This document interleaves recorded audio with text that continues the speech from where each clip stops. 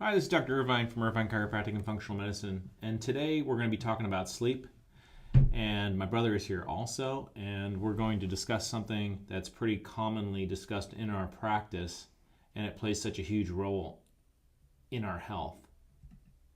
So here's our disclaimer. This is not intended to treat or diagnose. This information is provided by Irvine Chiropractic and Functional Medicine. It is not intended to replace the medical advice of your medical doctor or healthcare provider. So please consult your healthcare provider for advice about a specific medical condition. So what I'm going to do is I'm going to have my brother go ahead here and talk about cortisol and melatonin. So go ahead, Steve, take it away. All right, so we're going to talk about the boring stuff here, and we're going to go over some boring definitions, but it's going to be about the hormones. So which hormone's actually stronger? We have two hormones that affect our sleep, or two major hormones. Cortisol being one of them. It's a glucocorticoid hormone that's released by the adrenal cortex, and it also responds to stress and blood sugar. Melatonin is a hormone released by the pineal gland, which is a gland in the brain. That regulates whether you're awake or whether you're asleep. So these hormones are in an inverse relationship to one another, meaning if one goes up, the other one goes down. And many lifestyle choices can affect both hormones. So which hormone's actually stronger? I'd probably have to go with the cortisol. So what we're going to do here is we're going to talk about a little graph, and it kind of shows the inverse relationship of melatonin and cortisol. And if you look to the far left, 6 a.m., the light comes into your bedroom from the sun, and that's going to have a huge cortisol response, and that wakes us up in the morning. And back in the day, we used to get up in right when the sun came up, and then right when the sun went down, we went to bed. And ever since the invention of the old light bulb, which has been fairly helpful, we've really struggled with a lack of sleep. So what starts to occur then, right when you wake up, that cortisol goes up, the melatonin is down. And then what occurs is when the sun goes down in the evening, your melatonin should actually increase, and then your cortisol decreases.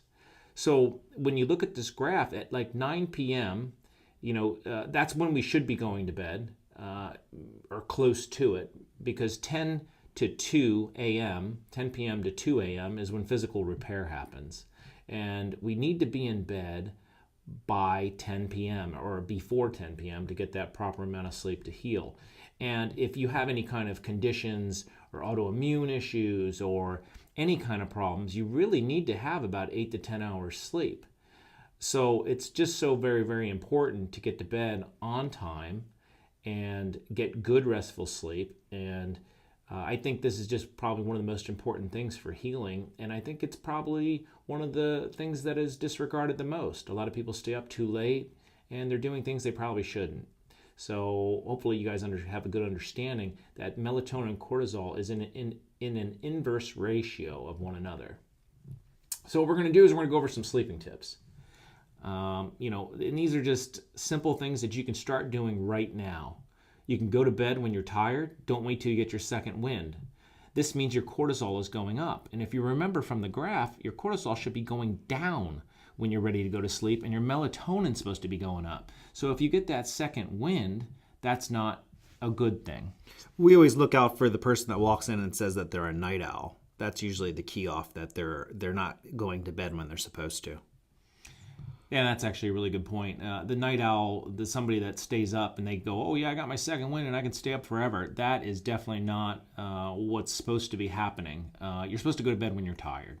So the other things that we can talk about here: don't eat sugary foods before bed. Don't expose yourself to blue light. And a lot of people don't know what blue light is. That's your TV, your computer, and your phone. And that blue light revs your cortisol up. I always recommend people turn their phone on airplane mode and they turn off their Wi-Fi in their house. Keep your room temperature regulated at 68 to 70 degrees Fahrenheit. That's an ideal temperature to go to bed. A lot of times people keep their rooms too hot, so it tends to wake them up. Always watch caffeine intake. I wouldn't drink caffeine probably past 2 p.m. In the afternoon. Because those stimulants cause a cortisol response. So that's gonna really mess up the whole sleep cycle. Obviously, noise-free, very dark room. You don't want any light coming into your room. that's really going to affect the way you sleep. So if you're going to bed and that room is brightly lit at night, you're going to have a really hard time going to sleep. Something else. My brother wants to say something here, so go ahead, Steve. Typically, I will tell people to use blackout blinds or some very, very heavy curtain to cover up all light. Yeah, I mean, that's a really good point. Also, you have to avoid naps longer than 45 minutes during the day unless absolutely necessary. Because if you're sleeping too long during the day, you're going to have real problems trying to downregulate and go to sleep. No excitatory stimuli.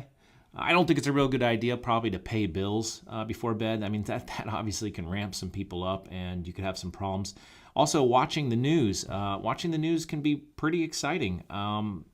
Typically it's all bad news, and sometimes it can be fairly upsetting, and that's probably not a good thing to go to bed right before. Watching the news and then trying to go to bed could be probably pretty tough. The stock market. I mean, if you're going to lose a ton of money or win a ton of money, that could be pretty exciting, and that would probably cause some sort of cortisol response, which probably isn't going to be helpful for you to sleep. And then obviously avoid anything argumentative with your loved one, spouse, kids, because that typically affects sleep a lot also. What we also have to watch is our kids playing games late at night that rev them up.